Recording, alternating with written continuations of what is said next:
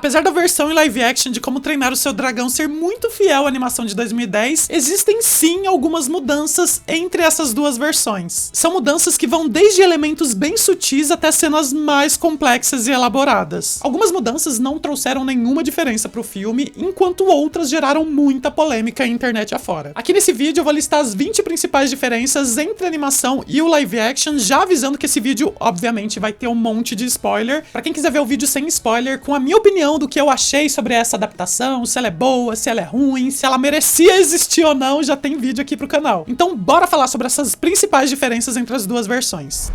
Cuidado! Soluço!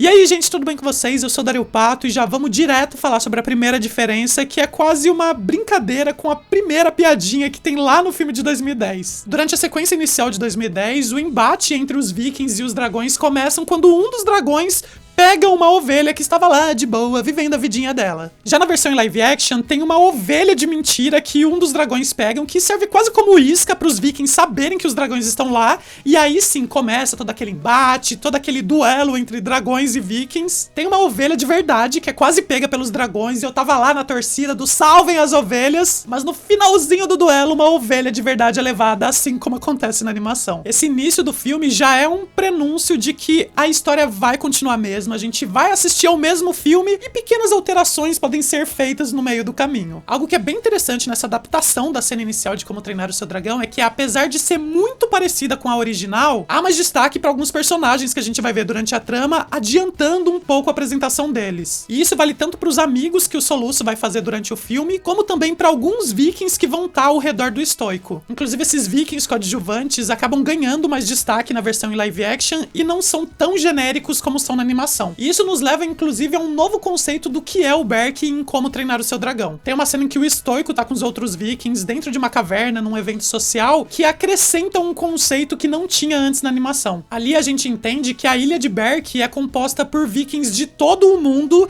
que se reuniram para combater os dragões. Quando a gente imagina os vikings, uma imagem muito específica se forma na nossa cabeça, geralmente bem branca, e que tem a ver com a forma como eles foram representados por muitos e muitos anos no audiovisual. No entanto, os moradores de Berk foram transformados nessa mistura multicultural de vikings de todo o mundo. E o estoico, líder dos vikings de Berk, explica isso de uma forma até bem didática enquanto ele tá reunindo os vikings pro próximo ataque aos dragões. Inclusive na animação, quando ele tá recrutando os vikings pra próxima batalha, pra ir em direção ao ninho dos dragões, ele faz uma pequena chantagem, que é uma piadinha até, de quem não quiser ir com ele vai ter que cuidar do Soluço, o que faz com que todo mundo queira ir com ele. E existe também essa piadinha no live action, porém o estoico faz também um discurso mais heróico sobre o legado dos vikings como grandes guerreiros. Isso aprofunda um pouco mais a história de Berk, ao mesmo tempo que não deixa a situação do Soluço tão humilhante. Continua um pouquinho, mas não tanto. E o fato de Berk agora abrigar vários vikings do mundo e ter essa mistura multicultural nos leva a Astrid. Enquanto na animação a Astrid tinha cabelos loiros e olhos azuis, agora temos uma Astrid de olhos e cabelos castanhos com uma aparência bem diferente da original. E muitos fãs do filme criticaram essa adaptação. Em uma entrevista The Times of London, a atriz que faz a Astrid, Nico Parker, falou um pouquinho sobre essa recepção negativa dos fãs. De acordo com ela, tem gente que ama muito os filmes de animação e quer ver uma versão exata do filme, e espero que vocês assistam a nova versão e encontrem algo que gostem nela, independentemente disso. Lembrando que o filme é muito fiel ao original, a ponto dessa diferença da Astrid não fazer a menor diferença pra toda a trama. Por isso dá a entender que as pessoas que criticaram essa mudança, na verdade, estavam preocupados com outra coisa. Como a própria atriz falou, para as pessoas que simplesmente odeiam inclusão, odeiam mudanças, quando se trata desse lado das coisas, eu simplesmente não me importo. E ela parece ter entendido os reais motivos dessa recepção negativa e por isso não levou muito em consideração os comentários que estavam sendo feitos. Se eu não valorizo sua opinião sobre a maioria das coisas da vida, não posso valorizar sua opinião sobre o meu cabelo. Se eu valorizasse, eu enlouqueceria. Porque sim, houveram críticas à escolha da atriz por conta do cabelo dela, pra vocês terem ideia, e ela acrescentou que quando era mais jovem, a representação de ícones mestiços ou negros em Hollywood era muito muito mínima,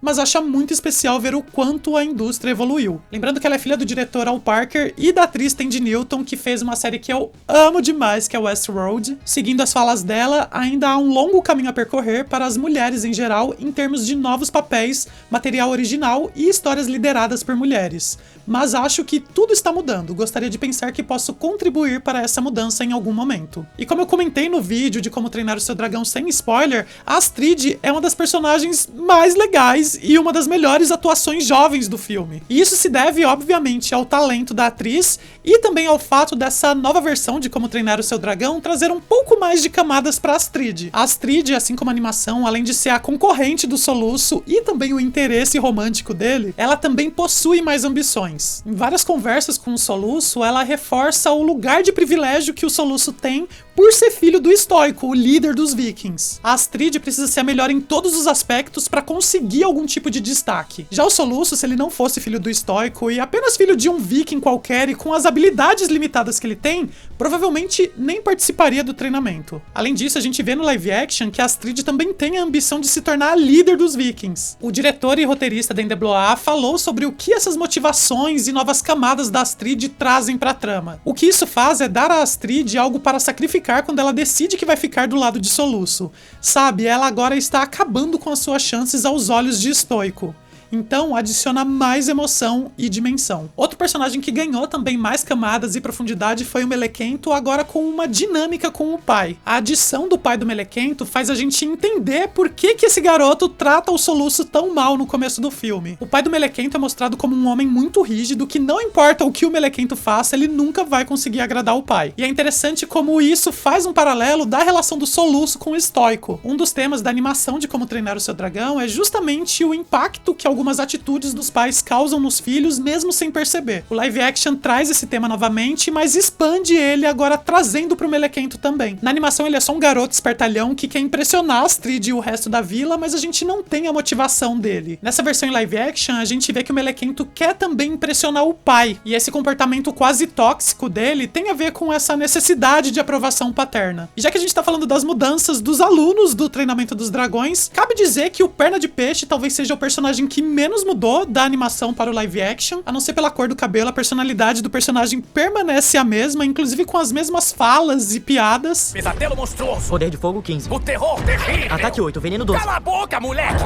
E o mesmo também acontece com os gêmeos Cabeça Dura e Cabeça Quente. No caso da Cabeça Quente, é interessante que agora temos uma atriz gorda e não magra como era na animação, mas fora essa diferença visual, os gêmeos permanecem o mesmo alívio cômico que eram na animação. Talvez na animação eles fossem até um pouquinho mais malucos do que estão no live action, mas isso tem a ver também com a linguagem da animação e do live action, mas a dinâmica desses personagens se mantém a mesma. Agora falando do professor desses alunos, do Bocão, de quem o Soluço era aprendiz de ferreiro no começo do filme, e que segue exatamente a mesma trajetória, a mesma história da animação, mas que tem uma diferença muito sutil e com um motivo muito curioso. Na versão animada, o Bocão não tem a perna direita e na versão em live action é a perna esquerda que está faltando, e tem um motivo pra isso. O próprio ator Nick Frost, que fez o Bocão, explicou pra BBC Rádio 2 o motivo dessa mudança. Na versão animada, a perna direita do Bocão é a que ele perdeu pra um dragão.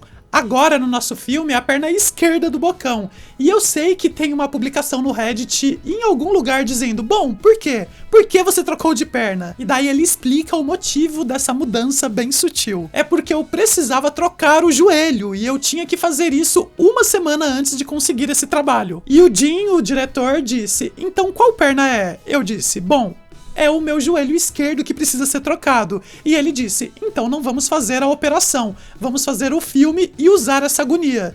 Então assim que terminamos, tipo 2 semanas depois, meu joelho foi trocado. Ou seja, o motivo da mudança da perna que estava faltando no Bocão era por conta de uma lesão real que o ator tinha, e não apenas uma escolha criativa. Mas se parece tudo muito igual, tudo muito parecido, tem uma cena no filme totalmente inédita, que a gente não tinha visto na animação e que deixou o filme ainda mais épico. Na animação de 2010, quando ainda no início do filme os vikings viajam em direção ao Ninho dos Dragões, após eles entrarem numa névoa, a gente vê um breve vislumbre de um dragão e alguns gritos deles e a cena corta. A gente apenas deduz o que aconteceu, mas não vê a batalha dos vikings com os dragões naquele momento. Já no live action, a gente vê o estoico e os outros vikings lutando com os dragões nesse momento. E isso adiciona um nível de perigo ao que vai acontecer no final do filme, quando de fato eles vão ter aquela batalha final no Ninho dos Dragões. No geral, é perceptível que o filme se esforça para se tornar mais épico do que a animação de 2010. E isso provavelmente é pro filme tentar abraçar um público maior do que a animação, que era majoritariamente infantil e infanto-juvenil. Fazendo do filme mais épico, obviamente aumenta o público dele. Mas é importante pontuar que essa de fato é uma das cenas mais diferentes do filme original, simplesmente pelo fato de que a gente não via ela na animação. E vamos falar sobre as mudanças que o Banguela teve da animação para o live action, que de modo geral não foram grandes mudanças. Dentre todos os dragões, o Banguela foi o que menos mudou, o que mais se aproxima do original, mas acho importante a gente pontuar essas pequenas diferenças entre os dois. O Banguela é praticamente o mesmo, seja em proporção ou nas expressões que ele faz, mas ao mesmo tempo a DreamWorks não podia simplesmente pegar o Banguela de 2010 e inserir nessa versão em live action para contracenar com os personagens. Ao mesmo tempo, era importante que o Banguela, esse dragão mais fofo e emotivo, não fosse tão destoante dos dragões mais realistas que a gente viu no filme live action. Então, enquanto na animação de 2010 a pele do Banguela é lisa e brilhante, agora a gente tem um contraste maior com detalhes de escama. Isso traz um pouco mais de realismo pro Banguela, que casa com esse ambiente live action. Além disso, os olhos do Banguela, que na animação tinham um estilo mais cartunesco, agora são mais realistas, quase como olhos de gato. Sobre o design do Banguela, o diretor disse o seguinte: o design do Banguela foi particularmente complexo, porque ao tentar interpretar seu design de animação em uma criatura mais crível e naturalista, descobrimos que ao fazer alterações no tamanho de seus olhos, sua boca ou qualquer coisa que parecesse um pouco larga e talvez cartunesca, Banguela parecia estranho e diferente, e perdia muito do seu charme e apelo. Então encontramos uma maneira de preservar o máximo possível do design na animação em nossa interpretação para a criatura live action. Eu particularmente acho que os outros dragões poderiam trazer também alguns elementos um pouco mais estilizados como o do Banguela, mas entendo também esse lugar de tornar os outros dragões mais semelhantes aos que a gente já conhece do audiovisual. E devo dizer que nesse sentido o filme está divino, está lindíssimo. Todas as interações do Soluço com o Banguela estão maravilhosas. As cenas de voo, gente, o que são aquelas cenas de voo? Estão, assim, maravilhosas. Elas remetem bastante às cenas de voo de 2010, só que agora traz um realismo e uma grandiosidade que a gente não via na de 2010. É como se pegasse algo que já estivesse primoroso e elevasse ainda ao grau disso. Falando sobre os treinamentos que os alunos fazem com o Bocão, algo que a gente não via na animação era o nome Prova de Fogo para essa competição. Imagino que colocar esse título que não havia antes faz essa competição com os dragões dar uma importância levemente maior e aproximar essa competição de outras sagas que também têm competições importantes, como os Jogos Vorazes ou Maze Runner. E durante os treinamentos, enquanto o Soluço aprende alguma coisa com o Banguela e usa isso a seu favor durante as aulas, é praticamente a mesma coisa. Tem a aula sobre trabalho em equipe, quando eles se dividem em duplas para um treinamento com gás e faísca, e o Soluço usa uma enguia para afastar o dragão. Tem a aula onde o Soluço faz carinho no pescoço do dragão para deixar ele mais dócil. E até a aula onde o Soluço usa reflexos para distrair o dragão. Porém, há uma mudança em um dos treinamentos. Enquanto na animação o Soluço usa uma grama específica para fazer o dragão dormir, no live action o Soluço usa aquela plantinha de dente de leão para fazer o dragão espirrar. Eu não faço ideia do motivo dessa pequena diferença em um dos treinamentos. Se eu fosse chutar, diria que é porque fazer cosquinha no pescoço do dragão e ele cair é muito parecido com usar uma plantinha para fazer ele dormir. Então fazer um dragão espirrar durante o treino traria algo diferente. No live action, a gente vê também uma importância um pouco maior para o livro dos dragões. Enquanto na animação ele é sim um livro importante, né? Afinal de contas é o Manual dos Dragões, onde tá descrito tudo que os vikings sabem sobre os dragões. Porém no live action, apesar de estar escrito exatamente as mesmas coisas que na animação, o livro é quase como uma escritura sagrada, seja pela forma como ele é armazenado ou a forma como reverenciam esse livro. Uma outra pequena mudança na adaptação da animação para o live action é a presença da anciã no filme. Ao invés da anciã aparecer apenas em momentos pontuais do meio pro final do filme, ela tem uma presença desde o início. Inclusive a presença dela traz um ar mais misterioso e místico, quase como de uma bruxa. No começo do filme ela adivinha que os vikings têm chance de encontrar o ninho dos dragões, e depois ela é mostrada em vários momentos durante a prova de fogo observando os combatentes pra aí sim escolher o soluço, como acontece na animação. Quando eu vi essa personagem com mais destaque, eu imaginei que o papel dela fosse ser mais relevante de alguma forma, porém continuou com a mesma função que o original. Inclusive ela permanece com nenhuma fala, assim como a animação de 2010. Mas óbvio que mostrar ela desde o início como essa anciã mais mística e ela observando os combatentes traz um peso maior quando ela escolhe o Soluço como o vencedor da prova de fogo. E se houve uma diferença no voo do Soluço e do Banguela da animação para o live action, onde se tornou essa coisa mais épica e grandiosa, houve também uma diferença no voo do Soluço e do Banguela com a Astrid. Algo mais pontual é que inicialmente na animação o Banguela e o Soluço deixam a Astrid em cima de uma árvore antes de pegar e fazer todo o voo, e no live action eles deixam a Astrid em cima de uma pedra, talvez porque seja um pouco mais verossímil com o live action que ela esteja em cima de uma pedra e não no topo de uma árvore. Mas na animação a gente vê que o Banguela durante esse voo é um pouco mais teimoso e brincalhão do que no live action.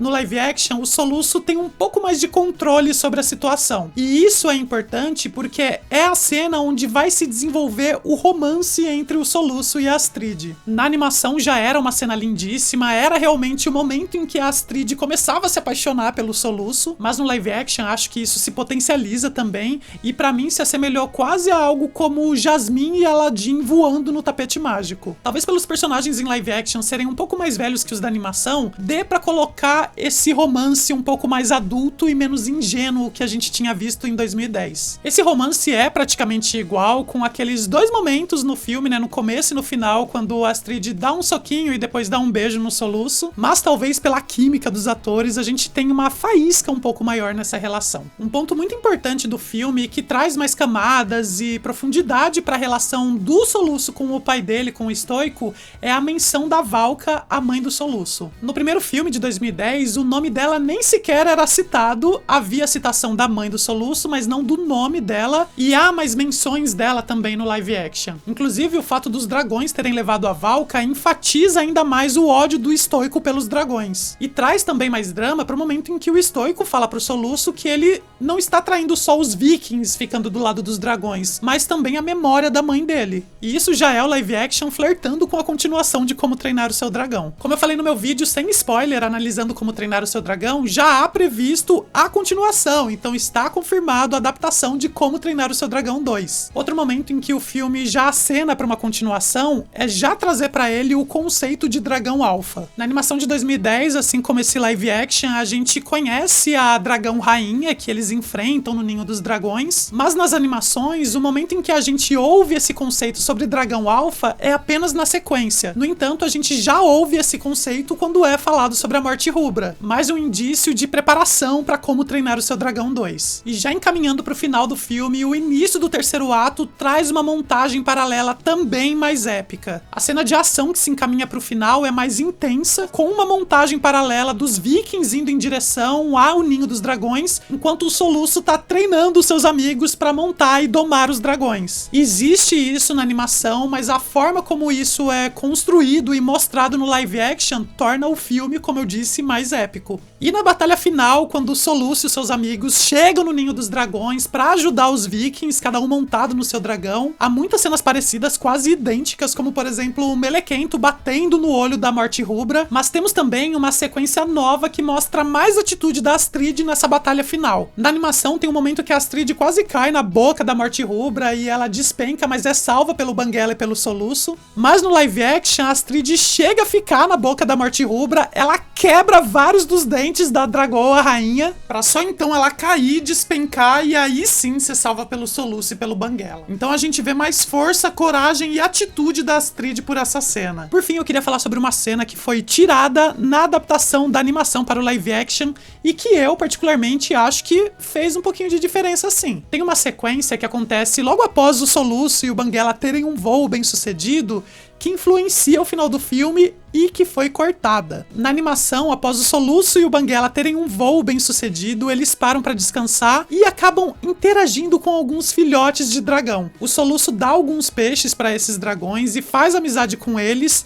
algo que não acontece no live action, a gente não vê ele fazendo amizade com outros dragões nesse momento. E é durante essa interação do Soluço com esses pequenos dragões que ele descobre um ponto fraco dos dragões que vai ser muito importante pro final do filme. O Soluço descobre o truque de incendiar os gases internos dos dragões e é justamente isso que ele vai usar pra vencer a Morte Rubra no final do filme. Essa cena não existe no live action e pra mim causa um pequeno ruído do que ele poderia ter feito pra vencer no final a dragoa rainha. É uma cena tão pequenininha que eu acho que poderia ter sim sido acrescentada no filme. E no geral, como eu já falei, eu adorei essa versão em live action de Como Treinar o Seu Dragão. Acho sim que talvez não precisasse existir, já que a versão de 2010 é tão recente e tão boa, e no final esse filme acaba sendo só uma forma de tirar mais dinheiro de todo mundo que é fã de Como Treinar o Seu Dragão e vai querer ver a versão em live action dos personagens. E eu me encaixo nesses trouxas que foram lá e pagaram o ingresso e foram assistir o filme. Ai, que ódio! Gostei? Amei! E eu vou deixar aqui no final o vídeo onde eu falo com mais detalhes sobre o que eu achei dessa adaptação de animação pra live action de Como Treinar o Seu Dragão, porque apesar de ter adorado, eu tenho sim algumas críticas com relação a isso, e também o vídeo onde eu comparo as versões em live action e animação de Lilo e Stitch. Adaptação essa que tiveram sim mudanças bem significativas, mas que mesmo assim eu amei. Tem mais o que dizer? Não tem mais o que dizer. Nos vemos então num próximo vídeo. Beijo do Pato e tchau!